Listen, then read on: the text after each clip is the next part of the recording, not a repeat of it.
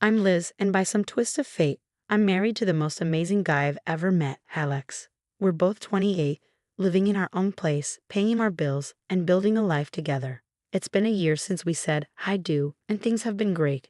Except for one small issue. Alex's parents. Don't get me wrong, I didn't expect to be the perfect daughter-in-law. But I also didn't think I'd feel like an unwelcome guest.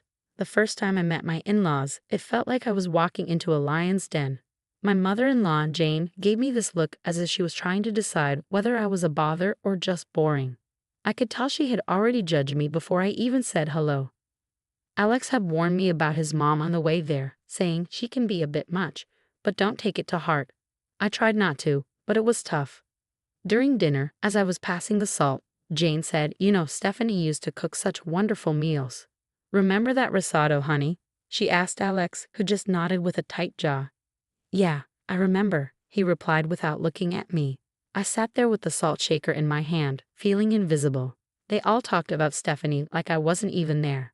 It hurt, but I forced a smile and said, sounds like she was a great cook. Jane smiled back, but it didn't reach her eyes. Oh, she was. She was a lot of things, she said. That night, I told Alex how I felt. It's like she's comparing me to a ghost, I said. Alex hugged me and said, you're the one I chose, Liz. That's all that matters. I wanted to believe him, but as I would soon learn, Jane had her own plans, and I was just a piece in her game. I just didn't realize it yet. Living with a food allergy isn't just inconvenient, it's like having a constant reminder of danger. Since I was a kid, peanuts have been my worst enemy. It all started with a spoonful of peanut butter and a trip to the emergency room that made it clear, keep me away from peanuts and a bunch of other foods if you want me to stay safe. It's not just peanuts though. Soy, peas, cherries, almonds, tomatoes, apricots, bananas, and even potatoes are off limits. It's a list that makes waiters raise an eyebrow and friends think twice before inviting me over for dinner. It's also a list that my mother-in-law, Jane, knows by heart, yet she somehow questions it every time we're over for dinner. Are you sure you can't even have a little bit of this pie? It has almond extract, she asked, sounding concerned but also doubtful. I'd smile politely, even though I'd rather not, and say, yeah, I'm sure. Thanks though. It was the same routine every time. I remember one family gathering. I was going through the buffet line, trying to remember what I could and couldn't eat. Alex was next to me, helping me find safe options. That's when Jane appeared with a sugary smile and said, Liz, you have to try this casserole. I made sure it's Liz-friendly, but the look in her eyes didn't match her sweet tone. Alex paused with his fork and asked, Mom, you use cream of mushroom soup in this, right? He knew many brands include soy, which I can't have. Jane's smile slipped for a moment. Oh, I think so. It should be fine, she said, but we both knew it wasn't. I left the casserole untouched, making excuses to avoid eating it. The incident stuck with me. It felt like a small win in a battle where Jane had the upper hand because she controlled the kitchen. Navigating my food allergies has become a careful process. Eating out is like a strategic mission. Alex and I were at our favorite Italian restaurant, one that understands food allergies well. I gave my usual list of what I couldn't eat to the waiter, and Alex watched me with those caring eyes of his. Are you okay? He asked after the waiter left. Yeah, I'm fine. I just hate making a fuss, I replied, folding my napkin. You're not making a fuss. You're making sure you don't, die, he said, half joking, half serious. I laughed, feeling grateful. After dinner, as we walked under the clear night sky, I felt happy. Then my phone buzzed with a text from Jane. Her message was like a dark cloud over the night. Be careful, Liz. Not everyone takes your condition seriously. Wouldn't want anything to happen to you. I read the text from Jane to Alex, and he put his arm around me, pulling me close. She's just trying to get to you, he said, but I couldn't shake the feeling that Jane's message was more than a cheap shot. It felt like a warning. It was a reminder that my allergy made me vulnerable, not just to food but to people like her who might see it as a weakness to exploit. As we walked home, I kept thinking about all the close calls and accidental exposures I'd had. It wasn't just about peanuts, soy, or peas. It was the realization that my allergy was a crack in my armor, and Jane might see it as an opportunity. That thought was scarier than any allergic reaction I'd ever had. Dinners at Jane's house always felt like a performance where everyone knew their role except me. I was the wild card who might cause a scene with just one bite. Alex tried to make things better, but there's only so much you can do when you're in someone else's house. One evening, the tension was as heavy as the gravy on the table. Jane was bustling around, placing dish after dish on the table. I sat there with an empty plate, trying to figure out what I could eat without ending up in the hospital. Jane said, "Alex, darling, pass the green beans to Liz. They're just divine." Her voice was sweet, but her eyes didn't match. I looked at the green beans, but something seemed off. "What's in them?" I asked. "Oh, just a touch of almond slivers for crunch," she said, waving her hand dismissively. I raised my hand to stop Alex from passing me the green beans. "I can't eat those." "Remember, almonds are a no-go for me," I said. Jane feigned surprise, putting her hand to her chest. "Oh dear, I must have forgotten. Silly me." Alex stood up, his chair scraping against the floor. "Mom, this is serious. Liz could end up in the hospital." His frustration made Jane's eyes narrow slightly. "I just wanted to make something nice," Jane said. "It's not my fault Liz has all these allergies." The room fell into an uncomfortable silence. The other relatives looked around, forks paused in midair, unsure where to look. I felt my face flush with embarrassment, feeling the unwanted attention. Alex's dad, Mark, tried to ease the tension. "Let's just enjoy the meal. There's plenty Liz can eat." But the damage was done. The rest of the dinner was filled with strained politeness, with Jane asking pointed questions about my allergies as if she were taking notes for next time. Later, when Alex and I were alone, he apologized. "I'm sorry, Liz. I should have double-checked everything before we came." I shook my head, tired of feeling like a problem to manage. "It's not your fault, but I'm starting to think your mom does this on purpose." He didn't answer, and he didn't need to. We both knew the truth. Jane seemed to serve up a side of malice with every meal, and I was the main course. I could always tell when Jane had been working on Alex. He'd get this distant look, as if he was looking at me, but also looking through me, weighing her words against his own judgment. That evening it was like a cloud had settled over him. I knew something was up before he even spoke. "Mom thinks we should." "Well, she thinks we might not be thinking about the future enough," Alex muttered, not meeting my eyes as he fiddled with the TV remote. "The future?" I asked, feeling a sinking sensation in my gut. "Yeah, you know kids and your health issues," he said, the word issues hanging awkwardly between us. I felt a tightness in my chest. "She talked to you about my allergies again, didn't she?" He sighed and set the remote down. "She's just worried, Liz. She thinks it's a lot for us to handle, especially if we want a family." I bristled. "We've talked about this. I've managed so far, haven't I? And there are plenty of people with allergies who have kids." Alex ran a hand through his hair, a sure sign he was stressed. I know. It's just that she has this way of making me doubt things." The room was quiet and the tension was thick.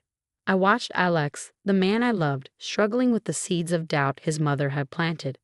"Alex, do you doubt us?" I asked, my voice barely a whisper. He looked up, his eyes clear and firm. "No, I don't. I just hate that she keeps bringing it up. I hate that it makes us fight." I reached for his hand, our fingers intertwining. "We're not fighting. We're on the same side, remember?" He nodded and pulled me into a hug. "You and me against the world, right?" "Right," I said. But as I held him, I couldn't shake the feeling that Jane's words were like weeds, threatening to choke the life out of the beautiful thing we had.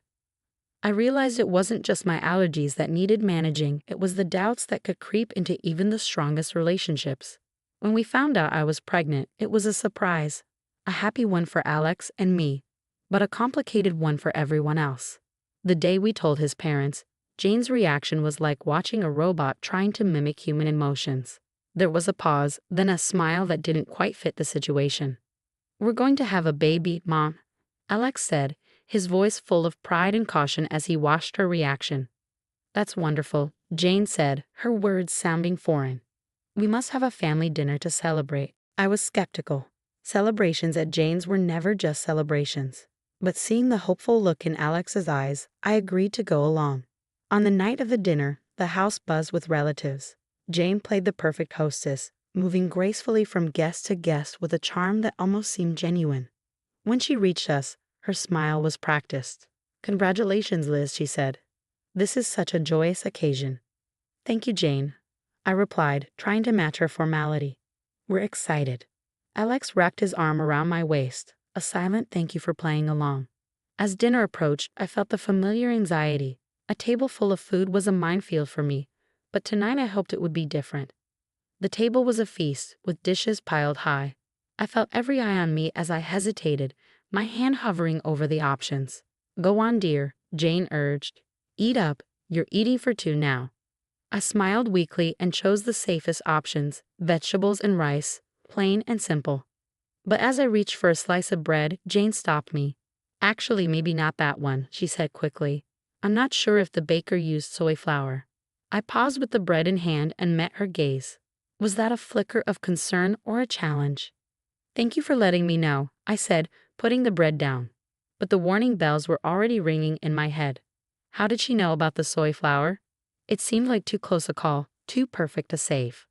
The rest of the meal passed in a blur of congratulations and clinking glasses, but I couldn't shake the feeling that Jane's hospitality was just a veneer, hiding a trap set for the right moment.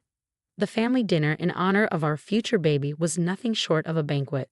Jane had outdone herself, with a spread that would make a Thanksgiving dinner look modest. But my stomach was in knots, not from hunger, but from fear. Every dish was a potential hazard, a hidden enemy that could send me to the hospital or worse.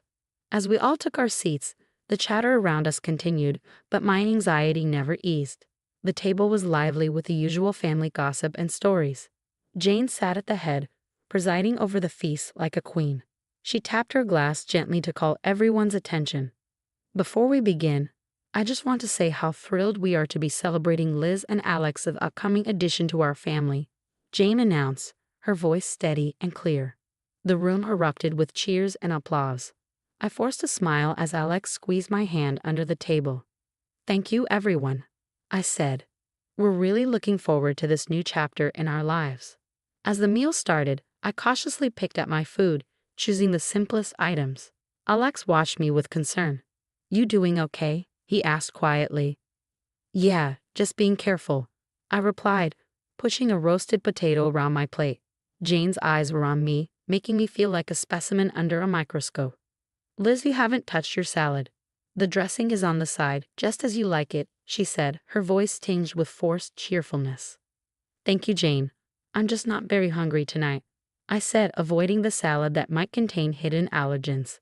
As dinner went on, the tension grew. Every time Jane offered me something, my anxiety spiked. The room felt hotter, the walls closing in with each minute. Then came the cake, a beautiful confection of layers of sponge and cream that made everyone ooh and ah. Jane cut a slice and handed it to me with a smile that might have seemed genuine if I didn't know better. For the mom-to-be, she said, offering me the cake. I looked at it, then at Alex, then back at Jane. I really shouldn't, I said. But it looks delicious. Oh, come on, Liz. One little bite won't hurt the baby, Jane pressed, her voice as sweet as the icing. That's when Alex's dad, Mark, stepped in. With a swift motion, he knocked the plate from my hands.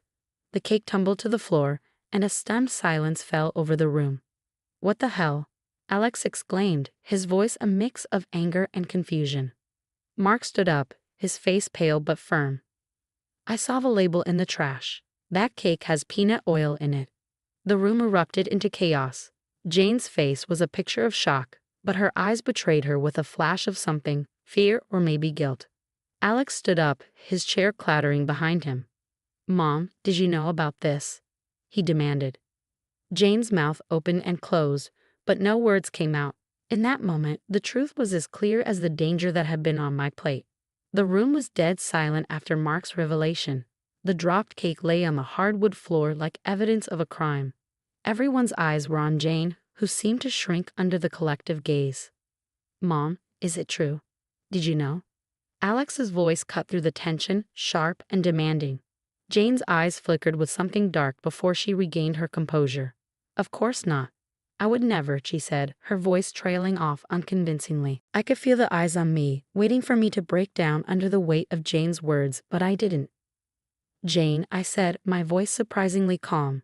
You've made your feelings very clear, but this isn't just about me. This is about a family, your grandchild. Jane looked away, her jaw clenched. For the first time, I saw a hint of fear in her eyes. Maybe she realized that her actions hadn't just endangered me, but also her relationship with her son, her reputation, everything. The rest of the evening was a blur, arguments, tears, and hushed conversations as the family tried to process what had happened. Alex and I left early, the weight of the night heavy on our shoulders. We didn't speak much on the drive home. What was there to say? The truth was out, and with it, the facade of a polite, if not happy, family was shattered. All because of a peanut. The drive home was quiet, the kind of silence that's heavy with unspoken words. When we finally walked through our front door, Alex and I just stood there, the echo of the night's drama still ringing in our ears. Alex was the first to break the silence. "I can't believe my own mother would do something like that," he said, his voice hollow. I sat down on the couch, the cushion offering little comfort. "I know it's a lot to take in," he said, sitting beside me and taking my hands in his. "I'm so sorry, Liz. This is unforgivable." I looked at him, seeing the pain in his eyes, and my heart ached. "It's not your fault, Alex. We couldn't have known she'd go this far." But the truth was clear. Jane had crossed a line, and there was no going back. The family was in pieces. Some stood by us, shocked and appalled by Jane's actions, while others struggled to grasp the reality of the situation. The next few days were a whirlwind. Alex's phone buzzed constantly with messages and calls from relatives wanting to express their shock, support, and apologies. Through it all, there was a deafening silence from Jane. No apologies, no explanations, nothing. A week later, Alex told me the news. "Dad's left her," he said. "He can't get past what she did. It's been a long time coming." I wasn't sure how to feel, relief, sadness, or pity. "And Jane?" I asked tentatively. "She's not handling it well," Alex replied, a twinge of regret in his tone. "She's alone now." We sat in our living room, surrounded by the walls we'd painted together and the furniture we'd picked out during countless trips to the store. It was our home, filled with our memories and love. Outside, a storm brewed, threatening to uproot everything we knew. But in that moment, I realized that no matter what happened, we had each other. We were a team about to bring a new life into the world, and that was what mattered. "I love you, Liz," Alex said, pulling me close. "I love you too," I whispered back.